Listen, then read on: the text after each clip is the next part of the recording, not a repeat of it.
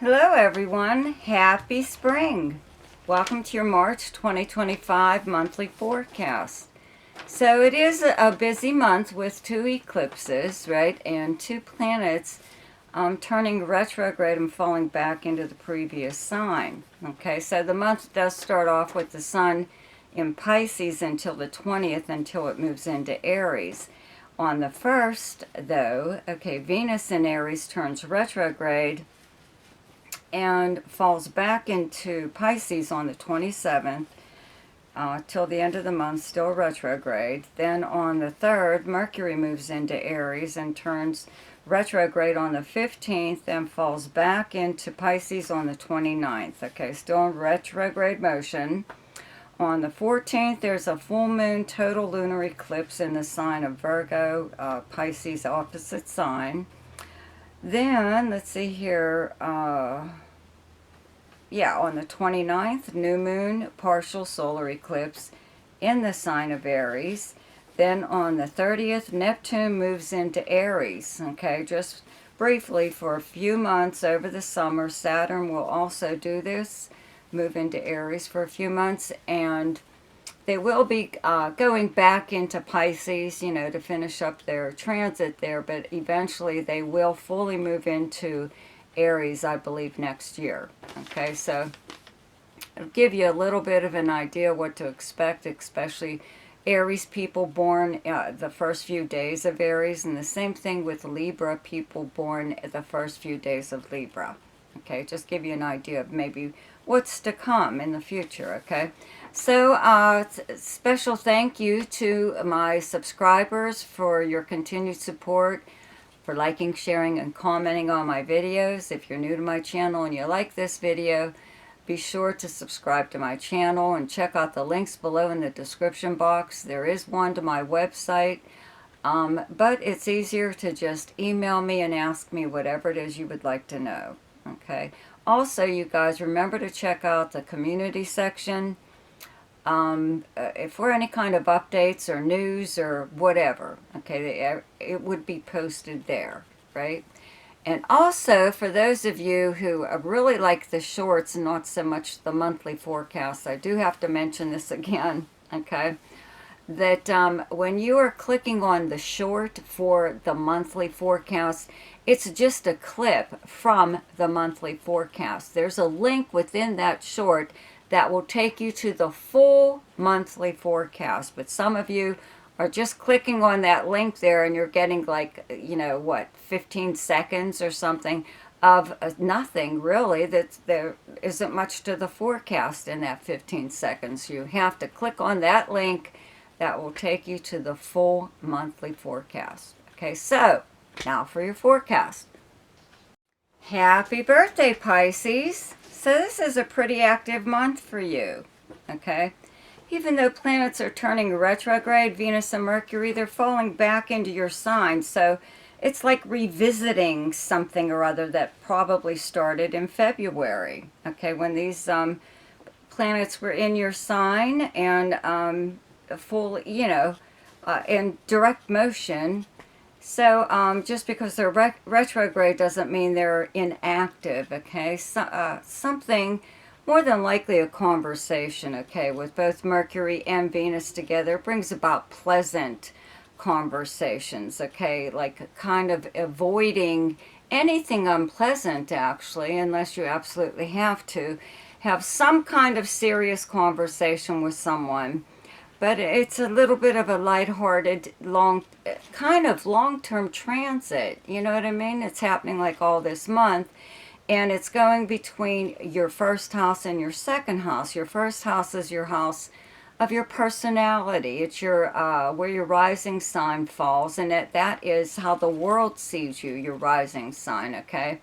Your sun sign is your life force and more like how you really are. Okay, but anyways, it's the house of self, okay? And when planets are here, especially with the sun being here, you're very popular right now. You are the center of attention when the sun is in your first house or your 10th house, okay? But for now, you have Neptune and Pisces still in your sign.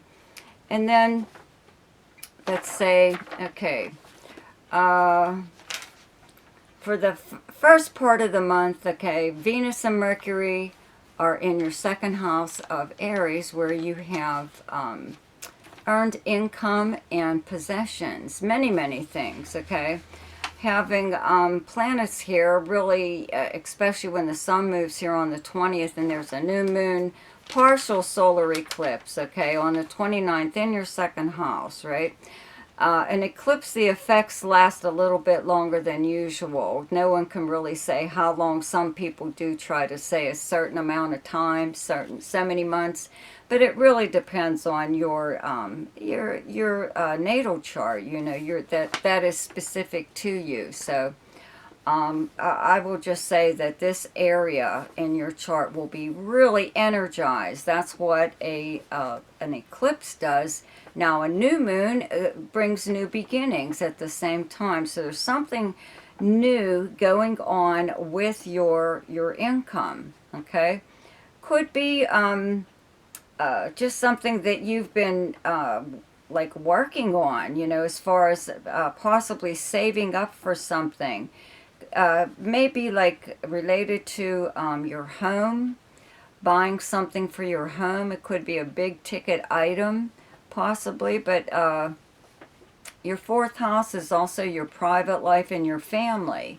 So you could even be buying something, you know, for a family member. Maybe it's a bit of a surprise, or even just something for yourself, okay, that you actually need. You know, it's a necessity. It's not really a luxury, even though it may seem that way. Okay, so a new beginning somewhere or other within your finances or your investments. It's a good idea to check out any investments that you have. See how they're doing. You know, in fact, it might actually pick up whatever it is that you are invested in. Even if you just have like regular everyday bank accounts or something. Just check to see how everything is going. But also, if you collect things, okay, I always say collectibles, because their value changes depending on the demand, more or less. What is making it popular? You know, that maybe it wasn't popular a few years ago, but now it is. So it's a good idea to check to see what you have that is considered a collectible, because its value may have changed in some way or other, especially after this eclipse. Something that you own may really increase in value, okay? Could even be you, though. You know what I mean? Some kind of skill possibly that you have. You may suddenly find yourself in demand.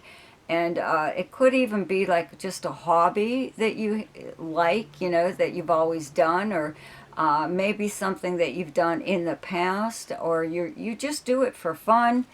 But it seems like people really are attracted to it. They would like you to produce whatever it is for them, and they're willing to pay for it. So, not a bad idea, okay? Especially with, you've had Mars and Cancer in your fifth house of creativity for a while, okay? It's also the house of romance and fun, gambling and speculation, okay? All forms of entertainment, any kind of sport or game, or anything to do with children. So having, you know, planets in your first house, though, in Pisces, makes you a little bit more lively than usual. And having Mars in your fifth house really makes you want to get out there and have some fun.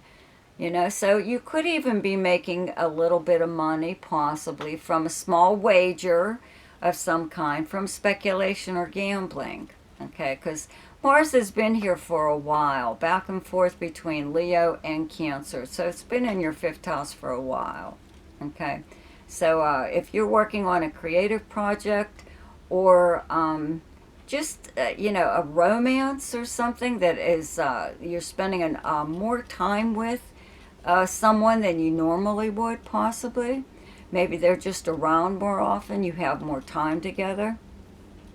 Whatever, okay? But anyways, so having these planets in Aries in your second house, okay, even in retrograde motion, will possibly bring back money to you that you were supposed to already have. Okay, it was one of those, the check is in the mail kind of thing. And it could actually be that maybe something was delayed and because of the mail. But it could also be a gift. Maybe someone gifted you with something already for your birthday. Maybe it's a two-parter though. You know what I mean? There's a second part to that gift, or the gift that you received needed altered in some way or other, especially if it's something that has to fit you, whatever.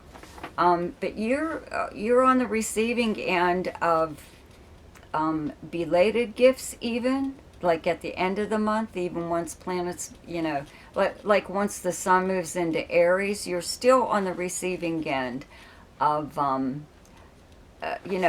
gifts of some kind. Doesn't have to be like your birthday, but I would have to say the majority of them are for that though. But there are people like really wanting to do nice things for you, okay, wanting to do favors for you, wanting to keep on your good side. That's how it is when Venus is in your sign, okay.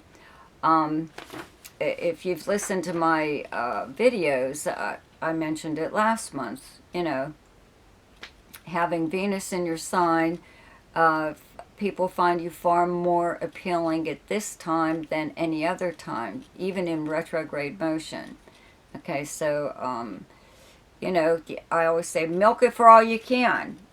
People want to do nice things for you. They want to buy you things. They want to take you out to dinner or lunch or whatever. But it's best used if talking to someone that is very hard to talk to, okay, or they are uncooperative, and maybe you have to speak to this person for whatever reason, okay, maybe it's unavoidable. Now, the full moon lunar eclipse in Virgo happens in your 7th house. It's directly across from your 1st house. Virgo is your opposite sign. The 7th house is the house of partnerships, regular friendship, a business partnership, or romantic. This is also the house of arrangements and agreements and competition and open enemies. So it looks like, things are actually going pretty well. Even though there's a full moon in your opposite sign, it does bring things to a head. Okay, that's what a full moon is for. The eclipse will make the results kind of last a little longer.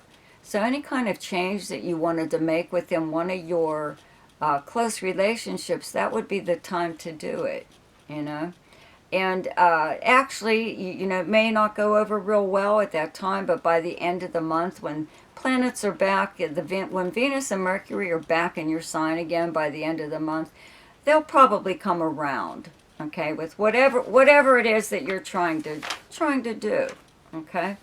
So the best time to do something each month is when the moon is in your own sign. The moon is in Pisces on the 26th, 27th, and 28th. The best time to lay low is when the moon is in your opposite sign, and your opposite sign is Virgo. And those dates are the 12th, 13th, and 14th. The best time for romance, recreation, creativity, fun, gambling, and speculation, or anything to do with children is the 7th, 8th, 9th, 22nd, 23rd, and 24th. The best time for money is the 1st, 2nd, 3rd, 14th, 15th, 16th, 28th, 29th, and 30th. The best time for your career is the 19th, 20th, and 21st. And the best time for communication and travel is the 3rd, 4th, 5th, 17th, 18th, 19th, 30th, and 31st. So I hope you enjoyed your forecast for March. Happy birthday! See ya!